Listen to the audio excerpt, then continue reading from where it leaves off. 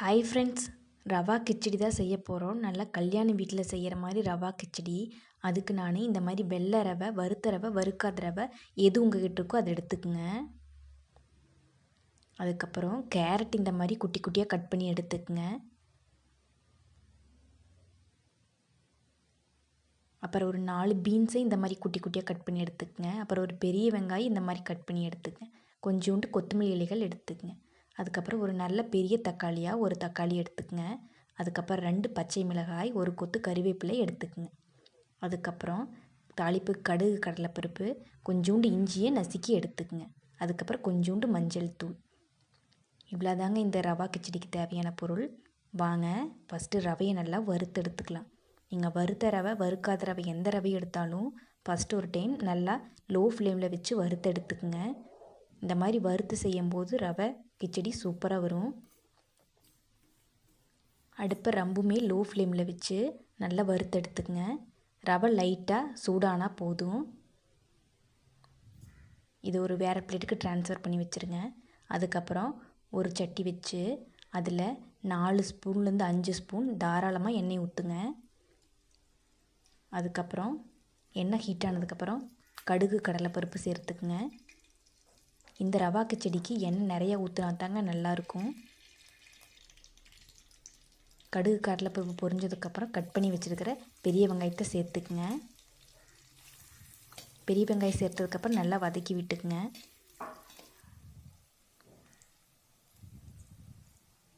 வெங்காயம் நல்லா வதங்கினதுக்கப்புறம் பச்சை மிளகாய்களை சேர்த்திக்குங்க.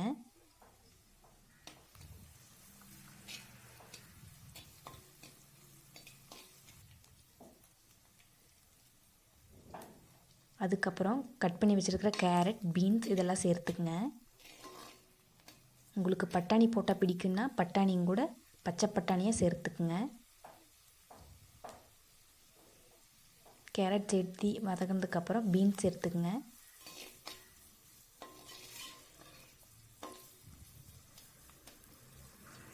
இந்த கேரட், பீன்ஸ், வெங்காயம் எல்லாம் நல்லா வதங்கி வந்ததுக்கப்புறம் தக்காளி, கருவேப்பிலை சேர்த்துக்குங்க.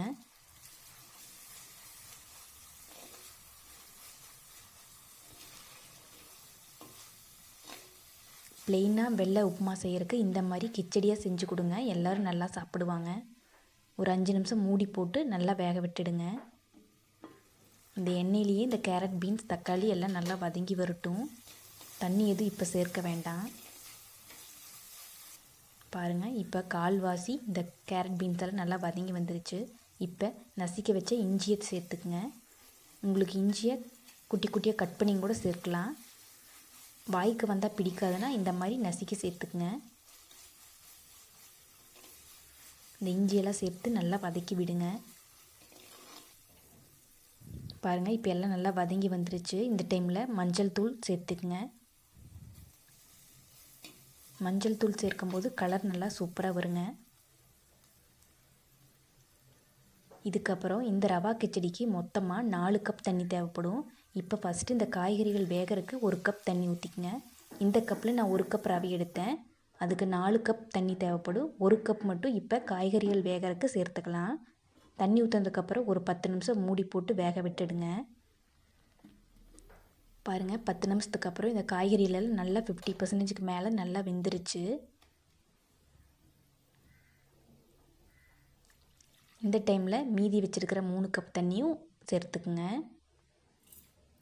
அப்புறம் இந்த ரவா கிச்சடிக்கு தேவையான உப்பை சேர்த்துக்குங்க. உப்பு சேர்த்ததுக்கப்புறம் நல்லா கிளறி விட்டு ஒரு 10 நிமிஷம் மூடி போட்டு தண்ணி நல்லா கொதிக்கிறதுக்கு டைம் கொடுங்க.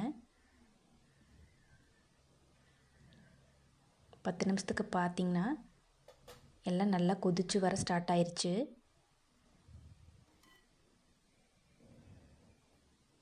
இந்த டைமில் உப்பு கரெக்டாக இருக்கான்னு செக் பண்ணிக்கங்க. நல்லா கொதித்து வந்துருச்சு. இப்போ நம்ம வறுத்து வச்ச ரவையை இது கூட சேர்த்து நல்லா கிளறி விட்டுக்கலாம். அடுப்பை லோ ஃப்ளேமில் வச்சுட்டு கொஞ்சம் கொஞ்சமாக இந்த மாதிரி ரவையை சேர்த்து கிளறிட்டே இருங்க. நம்ம ரவை வறுத்து எடுத்தங்காட்டி சீக்கிரம் கட்டிப்படாது. இருந்தாலும் லோ ஃப்ளேமில் வச்சு நல்லா கிளறி விட்டுட்டே இருங்க.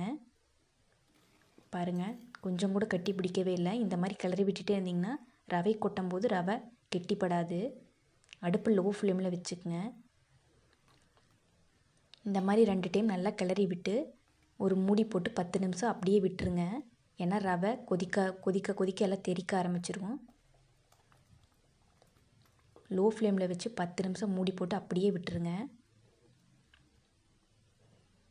இப்போ 10 நிமிஷத்துக்கு அப்புறம் ஓப்பன் பண்ணி பார்க்கலாம். பாருங்கள், நம்ம போட்ட ரவையெல்லாம் நல்லா வெந்து வந்துருச்சு.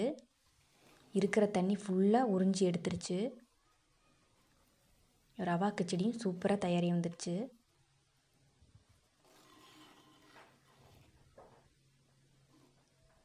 தாராளமாக எண்ணெய் ஊற்றினா தான் ரவா கிச்சடி ஒட்டாமல் இப்படி நல்லா அல்வா பக்குவத்துக்கு சூப்பராக வரும்.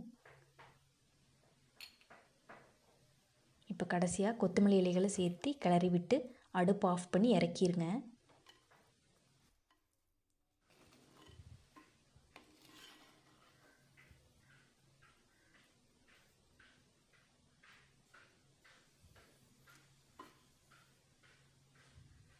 அடுப்பு ஆஃப் பண்ணி இறக்கி ஒரு 10 நிமிஷம் மூடி போட்டு அதுக்கப்புறம் திறந்து பார்த்திங்கன்னா சூப்பராக ரவா கிச்சடி கரெக்டான ஸ்டேஜுக்கு வந்துடும்.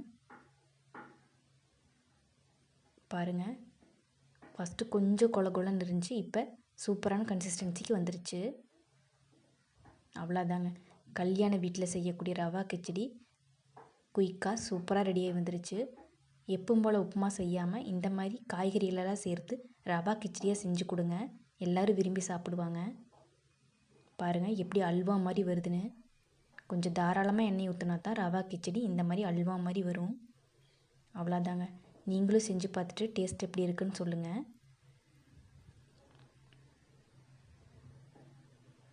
தேங்க்யூ.